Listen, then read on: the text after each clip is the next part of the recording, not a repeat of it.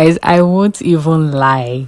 At first, I thought I had what I was going to say for the beginning of this video in check, but not until that last scene. That last scene. What was Timmy thinking though? Like, what was Timmy thinking? Was Timmy thinking that this Osto man or the owner of Osto will buy Zenko and make him the CEO? Like, why or how did Timmy expect that this man would trust him enough to handle this complaint when he can take bribe from somebody to alter the legal process of a buying procedure of a big company that involves so many lives, so many businesses, so many families? No, like, you guys just think about it that way. Like, it's the same technique for people that get together to scam somebody and they think they can trust each other. Like, the fact that you can do it to somebody means you can do it to me too. Like, tomorrow you can call. Oh, jeez. The shocker. You know, I said it in my last review that I have a strong feeling that Ifeyinwa might sell to Zenko, might sell to Osto, because right now it's tiring. You know, clerk has pulled out of the bidding process and all that, and you know, Timmy is just behaving like a mad dog here and there. So it's really stressing her out and she's drained, obviously. So she might just end up selling to us too. But I feel like she would have a crazy comeback from that process. And you know, when Timmy started smiling, and you know, when what's her name again? Ifeyinwa was saying, oh, they've decided to sell to Osto, and he was smiling, and I'm just like, Timmy, don't even stand up because you're going to embarrass yourself deeply, unrenewable. And the dude did not listen to me. Like, he stood up, and even the way the Osto man looked at him, like, you guys, I love it. Like, it's a win-win for Ifeyinwa.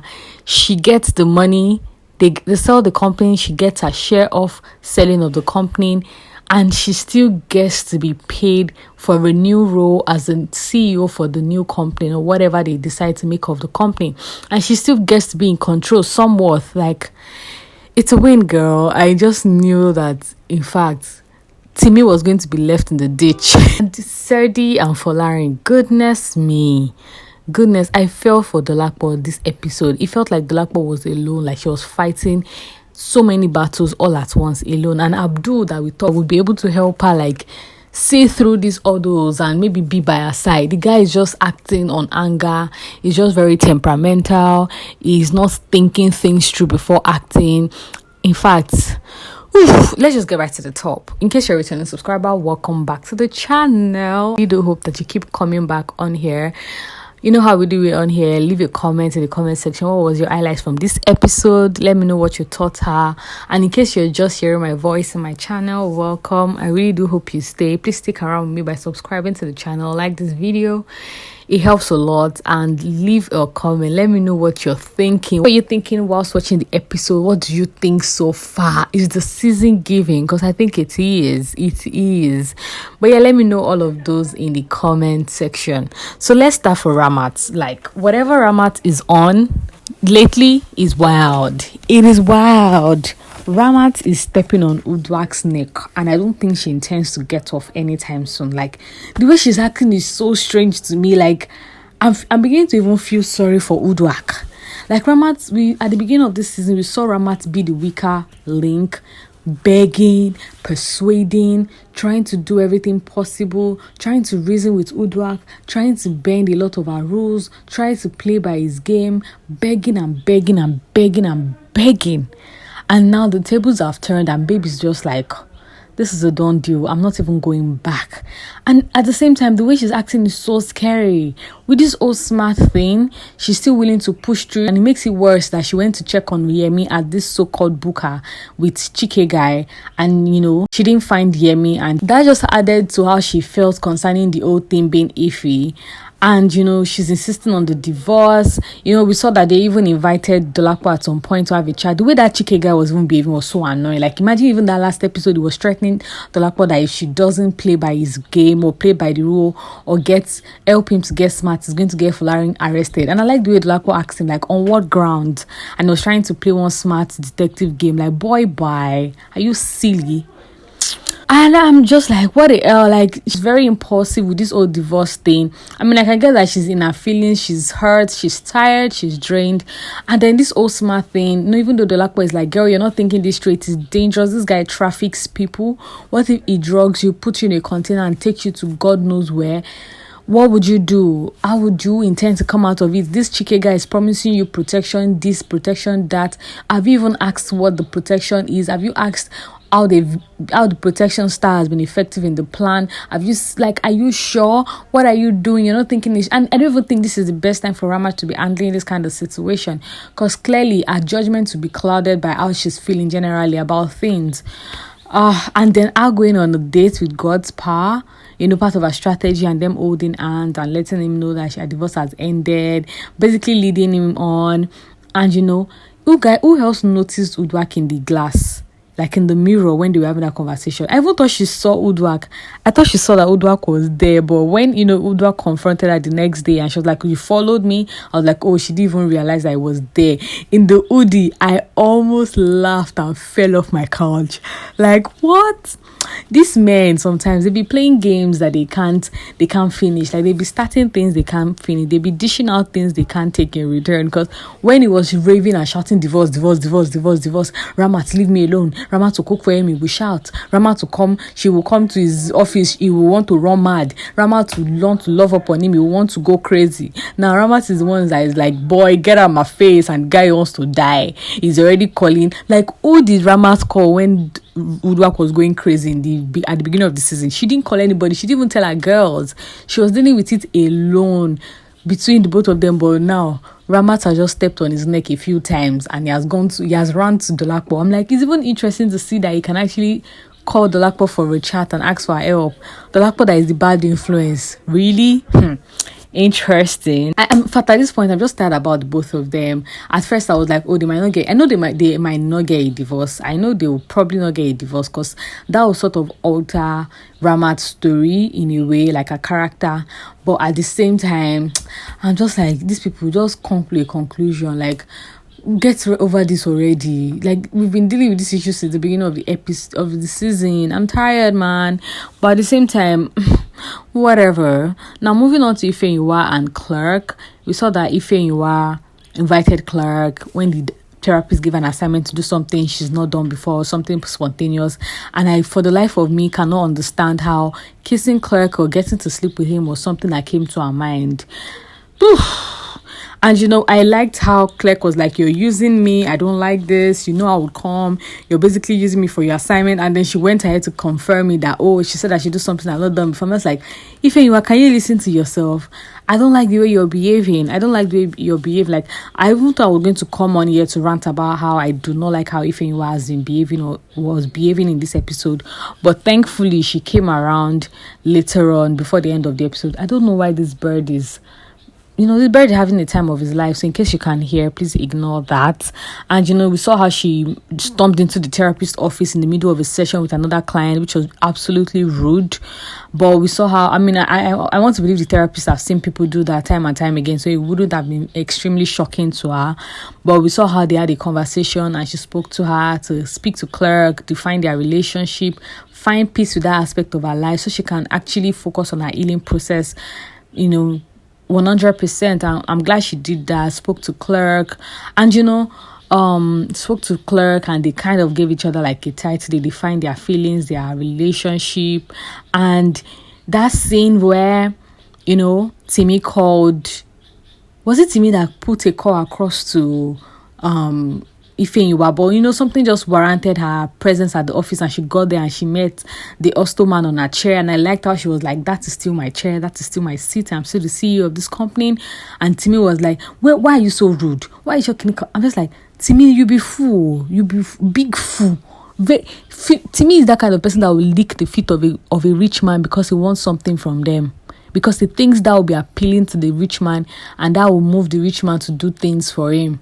Because look at how he was just worshipping this man, bringing him to sit on Ifeyinwa's chair. Like, how are you even exhibiting the true characters or trait of a good leader? Like, he didn't even think about it that way. And I like how, the man apologized and he sat away from her chair, and, Ifeyinwa requested for a private chat with him. Osto left, they chatted, and later on when Ifeyinwa was downstairs with Clark, Timi storming to her and saying a lot of rubbish and gibberish. And the way Clark stormed at him, I was like, girl, boy, you better control what you're saying, and hitting him. That scene was a bit uncomfortable for me to watch, because it was just not easy to see Clark in that kind of action. Like, Clark has always been this timid, calm person, although he changed at the beginning of this episode, at the beginning of this season, which was shocking to me, but I chose not to talk about it because, characters evolve and all that. And when we now learned that he had to go through therapy and all that, it now explains why he's now outspoken and is different from the old Clark we knew in season 1. But still, seeing him beat Timmy and punch Timmy that Timmy could not even stand up, I'm like, oh, I don't know how I feel about that scene, but okay. And it was also shocking to Ifeyinwa that even prompted her into calling her girls for a hangout, and introducing Clark to them as a partner, like a new love interest and all of those things. And I really hope that Osto holds on to the end point of his bargain, like, upholding the legacy of Zenko. And I think he's going to do that eventually, because he has chosen her as a CEO, as the face of the brand, face of the company. So I'm really interested. At this point, Timmy should just resign and leave that company, because I cannot imagine the embarrassment. I cannot. But Timmy is a very shameless person. I would not be surprised if he doesn't leave and stays there and still tries to disturb and frustrate Ifeyinwa's effort and all that.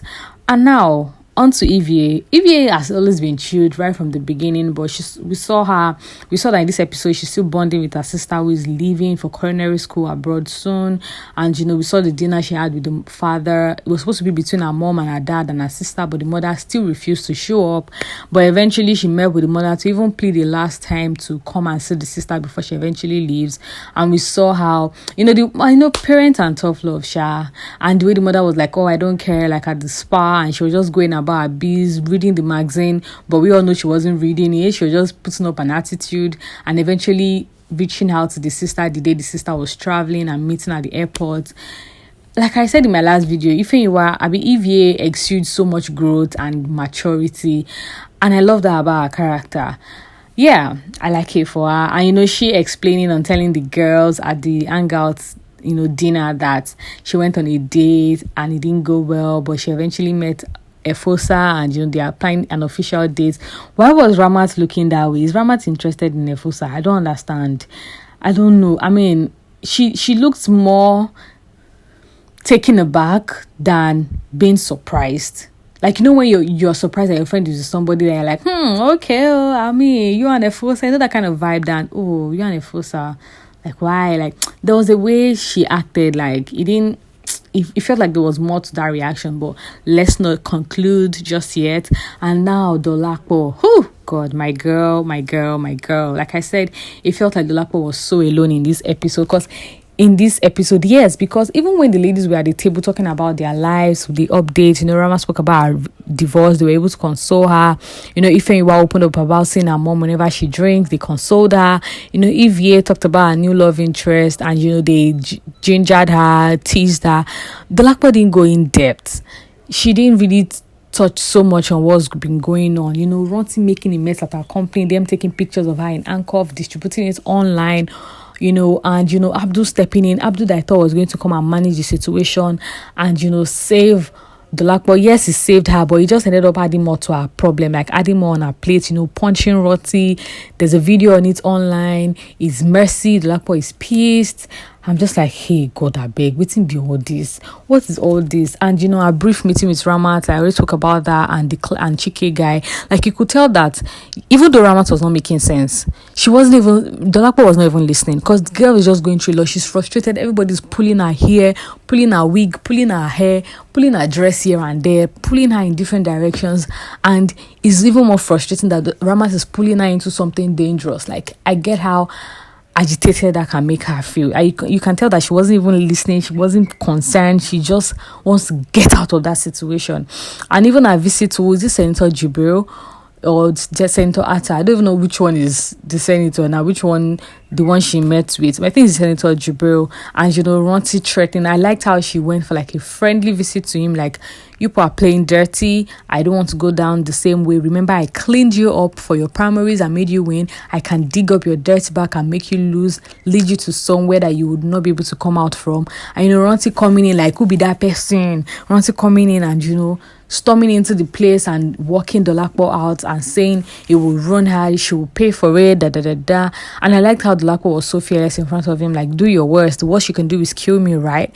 But you're such a coward that you won't do that. Like, and that last look he gave her, I'm like, hey, what is Ranti going to do in the next episode? Bye. What is he going to do? Like, when will Ranti back off? When would he back off? Guy is whining too much. Grow up, man. Like, just grow up. I'm just like, ha. And Serdi, like, as if the Dolapo didn't have enough on her plate. Serdi walking into the company, into her office in a wedding dress, shouting, Dolapo is ruining her life. He's not allowing, Folarin do the right thing. Thank God Folarin was even there at the time to be able to, like, try and manage her and tell her to shut up or something. And the Dolapo walking in, putting our staff in place, like, did I pay you guys to watch a show? And all of those things. And, I'm just like, Dolapo Makbeleo. And the fact that when she came back home, she met Sedi is a very shameless person. And then when Folarin was not telling her that she should calm down, are you all right? Are you fine? Hey, and eventually we saw that Folarin packed his bag and decided to leave. Like, I feel like him leaving was the right thing, because Sedi would not stop showing up at that place, provided that Folarin is there. We would not say Folarin should not support her during the pregnancy process. I mean, she needs his support 100%, but they should go and do it somewhere else. Thank God he said he has gotten an apartment. Go and stay. People should figure it out. I was not there when people were making a baby. I should not be there when you're trying to sort out your mess. Like, don't even involve her. And I mean, she has a lot on her plate already. So when Folarin was leaving, and she was like, oh, does he has to leave? He can do whatever he wants to do. He can figure out life at her place. I'm like, Dolapo, I get that you want to save the world, but he needs to go and sort himself out elsewhere. If not, you keep inviting the flies, Serdi, and you will not like it. You will not like it. I was very surprised when Folarin got a call that, Serdi is in pain, she's in the hospital. I'm like, I hope this is not one of her antics. Like, this girl is a drama queen.